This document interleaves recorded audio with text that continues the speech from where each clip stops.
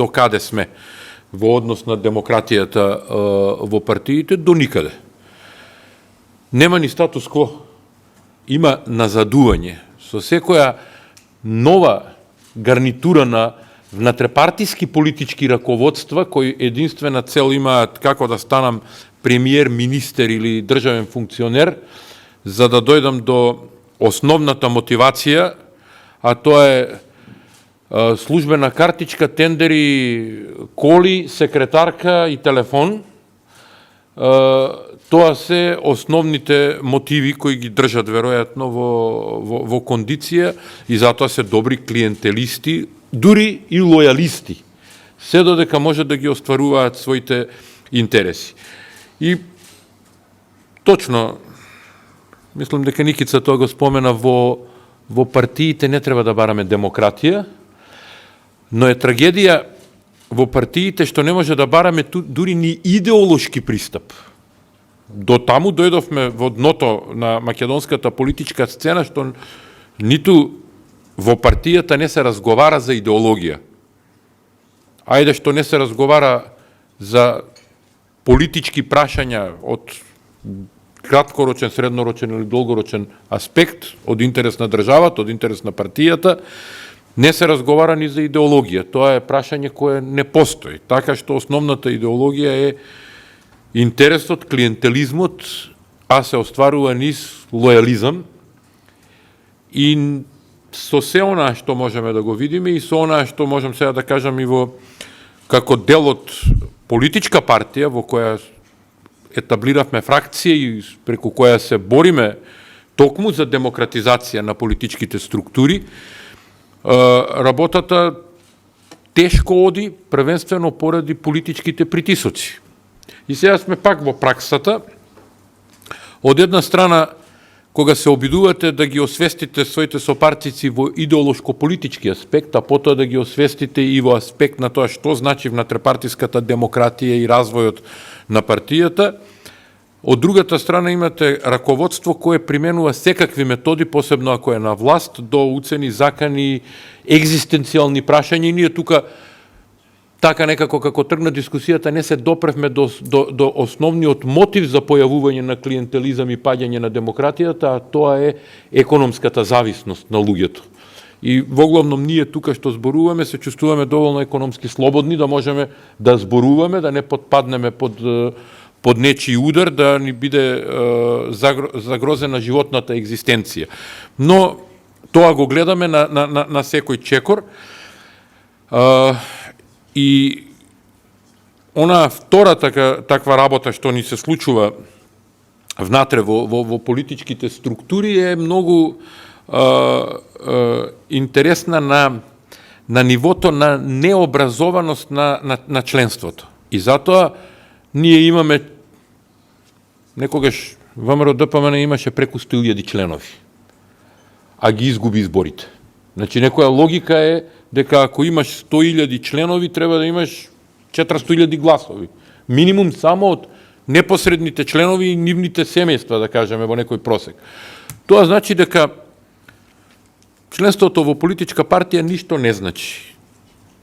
Пристапот кон демократизацијата на политичките партии, а нормализацијата на општеството, што е клучен аспект, бидејќи политичките партии ја креираат практичната политика во владата, бидејќи ние денеска имаме влада која доаѓа од политичка партија, односно коалициона влада од повеќе политички партии.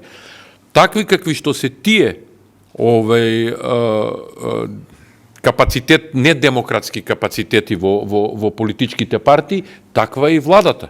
И затоа да не изненадува тоа што некој сака да го смени системот, точно е тоа, сака да го смени системот во автократски систем и се да биде по закон и по устав, нели? Ние работиме по закон и по устав, така е. Да, кога ќе го смениш уставот и законот во недемократски капацитет и недемократски да бидат, ти ќе работиш така како што предвидува законот, а тоа тебе ти одговара. И тоа можам и јавно да ви го кажам, кога беше главната расправа по прашање на работата на службите за безбедност, односно законот за АНБ и законот за следење на комуникации, директниот конфликт во партијата кој настана помеѓу мене и дел од луѓето кои денеска се на власт, секако беше токму околу тоа што јас тврдев дека законот е недемократски и дека нема контрола над службите всушност. А мене во партија ми тврдеа тогаш дека супер е законот, кој ќе дојдеме на власт, тоа ќе ни одговара. Така што тоа се и јасните перцепции кои ние можеме да ги видиме. И трагедијата е во тоа што така се во наводници воспитуваат членовите на партијата, така да се однесуваат, но така се воспитуваат и новите генерации. И ако на другите факултети во државата, студентите кои се поспособни, покреативни, поучељубиви, заминуваат надвор од државата затоа што сметаат дека нема да мора никому да му биде клиентелист или полтрон, тие кои се со послаб капацитет остануваат тука, влегуваат во политичките структури и низ политичките структури доаѓаат не само до работни места. Во голем дел од нив доаѓаат и до политички функции. И сега погледнете едноставно состојбата како изгледа.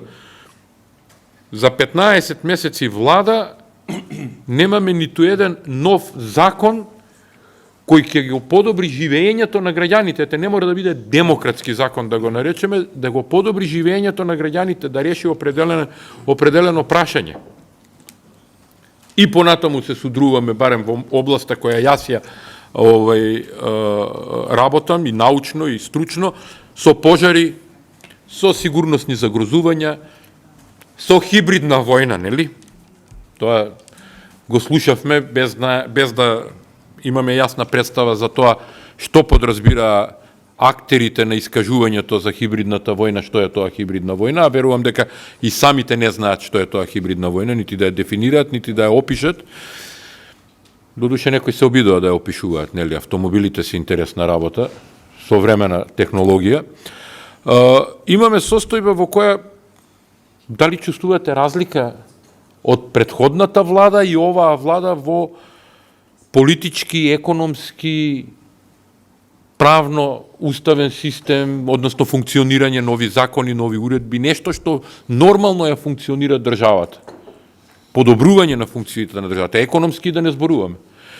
Така што, одговорот на вашето прашање, Дијана, беше даден веројатно однапред, бидејќи сите ние, барем тука, кои седиме повеќето, бидејќи се познаваме, свесни сме за тоа во каква дупка се наоѓаме како држава и како емоциите, пред се националните емоции, се користат во создавање негативност и не само во Македонија.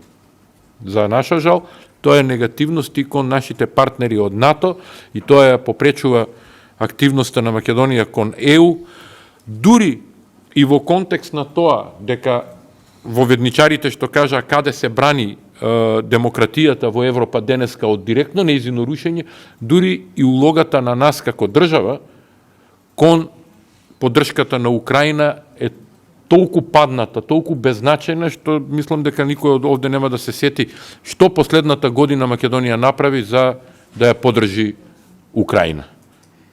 И потоа се надоврзуваат сите аспекти, вклучително и онаа што ви го кажав, какви беа дискусиите околу службите кога се трансформира и како денеска службите функционираат. Веројатно, многу сум убеден дека поголем таргет на македонските сигурносни служби сме денес ние кои сме тука, отколку реалните извори на загрозување на државата. И од тука сметам дека една од основните задачи кои треба да ги имаме, може би заклучок некој да извлечеме од сето тоа, но тоа е исклучително тешка борба, е демократизација на партиите и политичките структури.